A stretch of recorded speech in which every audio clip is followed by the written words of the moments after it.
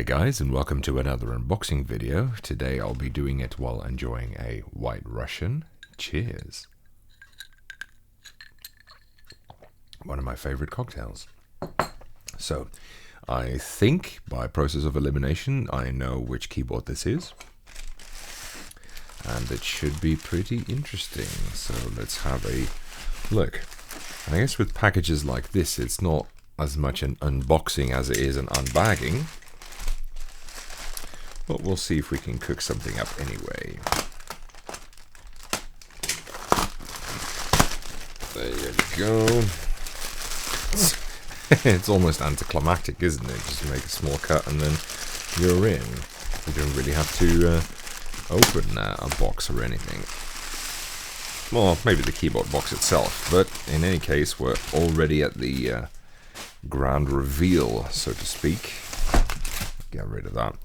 It is the Keychron Q1 HE. Yes, it's another Keychron keyboard. I've reviewed what feels like the entire Keychron catalog so far.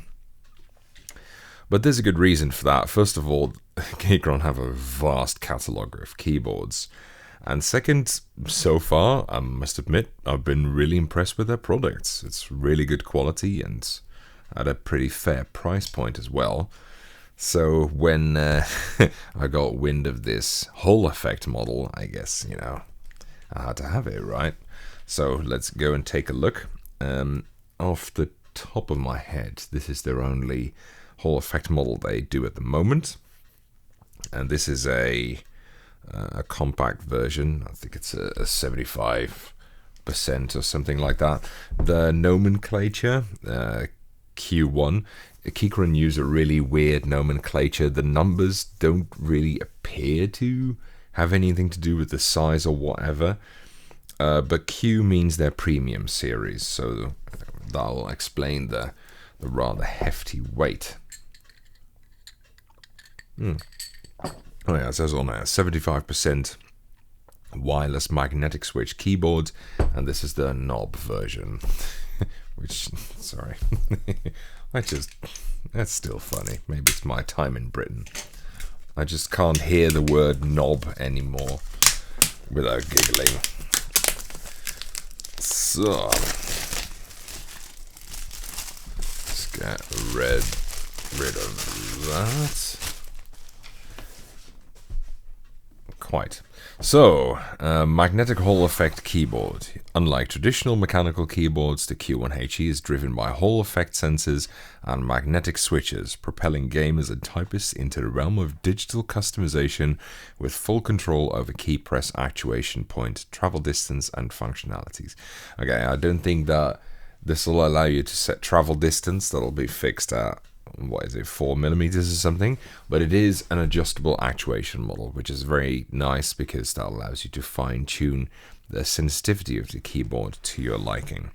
75% layout, double gasket design, dual compatibility, QMK, Bluetooth stabilizers, and light effects, 22 plus light effects to switch from. Well, let's take a look. Come on, yeesh. Fucking hell, guys.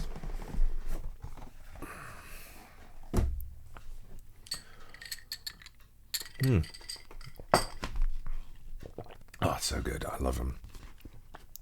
Quick start guide. I think I've seen the exact same thing many times before by now. Nope. Please be gentle and make sure to align the pins properly. That might not be. Yeah, I don't think that's actually the case, because this being a Hall effect keyboard, it's probably pinless. So this warning about the pins being straight before you push them in is probably completely superfluous, actually. Right, the cableage.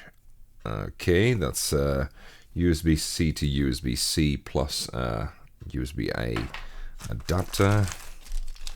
Some spare keycaps. They look like very sculpted cylindrical ones. I think I've seen them before. They're pretty good. Another adapter. I think that's the opposite adapter, so A to C rather than the other way around. Manual, blah blah blah blah. Screwdriver, stick on feet, Allen key. I think that's for the stabilizers. You can screw them in or something.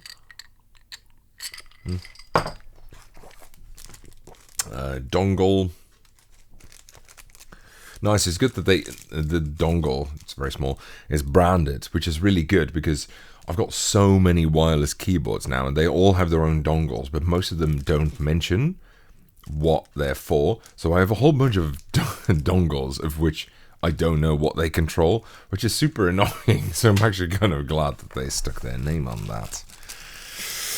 A keycap puller and key switch puller combination. I think I might have one or more of these before as well. I'm probably going to need it, so I might as well take that out of the package. Nothing else in here. And then... she's a hefty beast. Nice sleeve. Right. And, oh, nice, the black model. There she blows. I think I think this is yet another color configuration I haven't covered yet. I've done what, 3 or 4 Keychrons now, and all of them look different. I think the keycaps on this are more black and white than the ones I reviewed before. I could be wrong though, my memory is terrible. In any case, that looks pretty cool. Let's have a look at the switches, see if they can tell us something. Ah, look at that. So that looks exactly like a Steel Series or Wooting switch. I think they used the same thing basically, just slightly fine-tuned per company. So this one has a purple slider and it still says Keychron on it. And judging by the roundness in the middle of the slider, I think it's probably the same switch. Let's take that switch out for a second. Might as well test how good this switch puller is. There you go. Yeah, so that's what it looks on the rear side. As you can see, there's no legs, so indeed that note was superfluous. This one's got a rectangular magnet in the slider. Interesting. I don't think the magnets in the other ones were rectangular. They were round, as I recall. I don't know if I've got one around to quickly compare it to, but I'm pretty sure I'm right on that regard. Anyway, it doesn't matter too much. So let's get rid of this box and give her a spin. Right. Oh, it's set to Mac layout by default. Ugh. When will we ever be rid of that? Right, let's quickly open a testing utility just so I can try it out. There you go.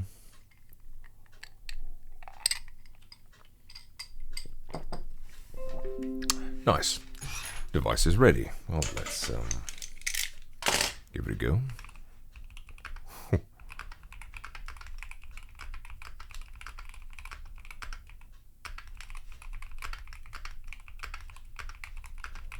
Interesting.